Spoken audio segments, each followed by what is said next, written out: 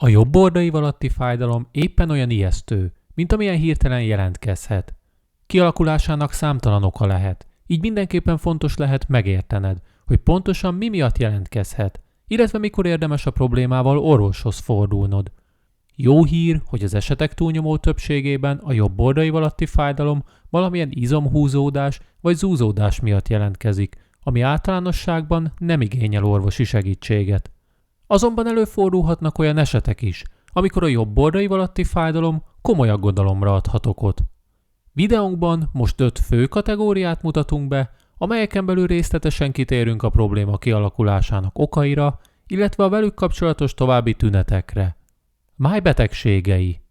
A májunk a testünk jobb oldalán helyezkedik el, a legalsóbb bordaívek környékén. Kulcsfontosságú funkciókat lát el a testünkben, többek között részt vesz a méregtelenítésben, a fehérjeszintézisben, az epe előállításában és az anyagcsere szabályozásában. De milyen májjal kapcsolatos állapotok okozhatnak jobb bordaiv alatti fájdalmakat? Elsőként megemlíthetjük a hepatitis vírust.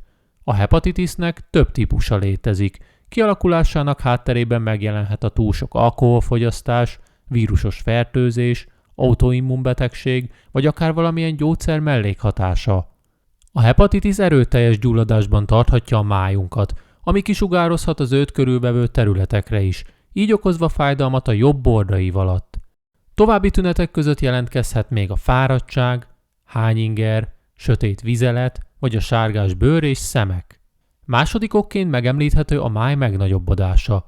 Ez az állapot akkor alakul ki, amikor a májból vagy a máj irányába tartó véráramlás károsodik. Sok esetben a problémát a jobboldali szívelégtelenség okozza, ami olyan további tüneteket okozhat, mint a hasi duzzanat, lábakban megjelenő ödéma és a fáradtság. Végül, de nem utolsó sorban a zsírmáj állapota szintén okozhat jobb bordaiv alatti fájdalmakat. A nem alkoholfogyasztás okozta zsírmáj a májban történő nagyobb zsírfelhalmozódást jelenti, amelyhez gyakran társul elhízás és cukorbetegség. A zsírmáj megléte a máj megnagyobbodásával jár, ami a már korábban felsorolt tüneteket okozhatja. Epehóllyag problémák. Az epehóllyaggal kapcsolatos olyan állapotok, mint az epekő, epehóllyaggyulladás vagy az epegörcsök mind-mind okozhatnak jobb bordaiv alatti fájdalmakat, és gyakran egyik következik a másikból. Az epehóllyaggyulladás jellemzően az epekövek megjelenése miatt alakul ki, aminek következtében az epeáramlása nem lesz megfelelő. A kimaradó epeáramlás jobb oldalon okozhat fájdalmakat, például a jobb bordaiv alatt vagy a jobb felső hasban. Ez a típusú fájdalom igen éles és súlyos, gyakran társul hozzá láz vagy hányinger. Hasonló problémákat és fájdalmakat okozhatnak a különböző epegörcsök.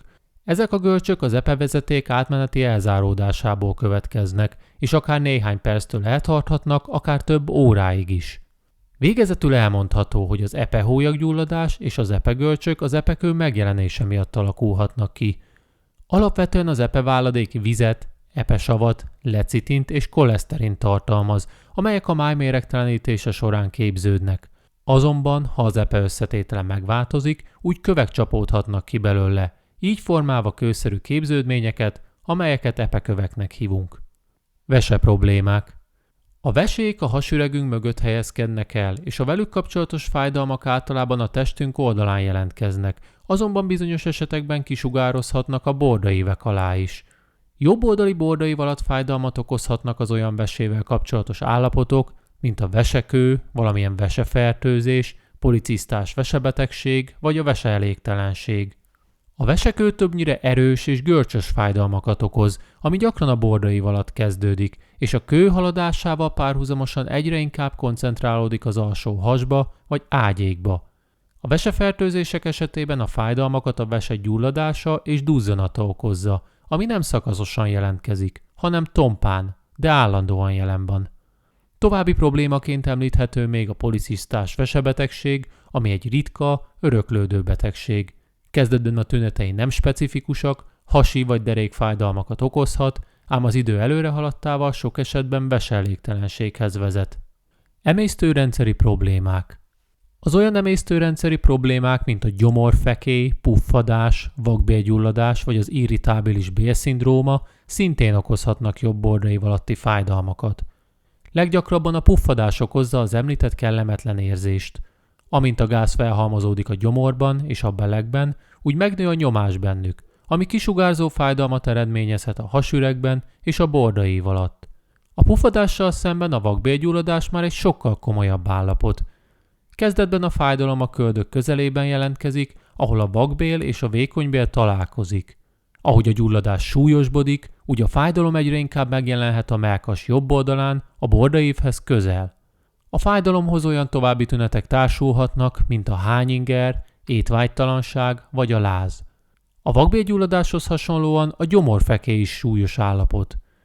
Ezek a fekélyek nagyon erős fájdalmakat okozhatnak, amelyek gyakran maró, égető vagy szúró fájdalomként írhatóak le.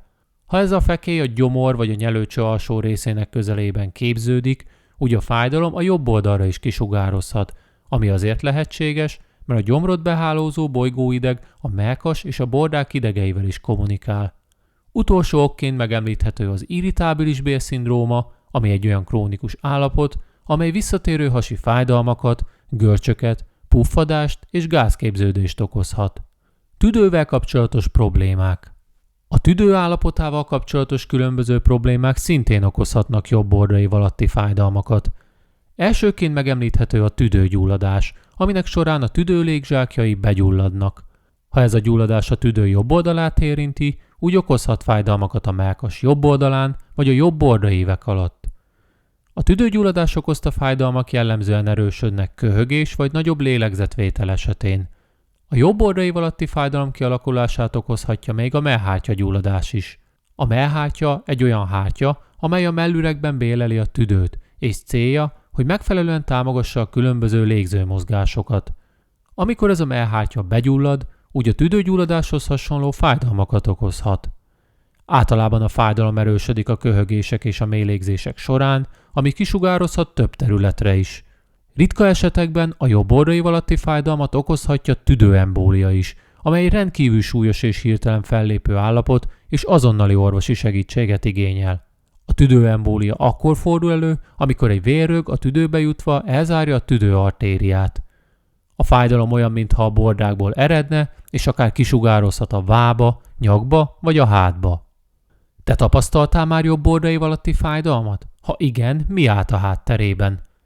Válaszodat írd le kommentbe, és ha tanulságosnak találod a videónkban elhangzottakat, úgy kérlek iratkozz fel csatornánkra, tekintsd meg korábbi tartalmainkat, és lájkolj minket. Ha pedig szeretnéd munkánkat támogatni, úgy megteheted a csatornatagságunk segítségével. Köszönjük megtekintésed, és hamarosan újra találkozunk!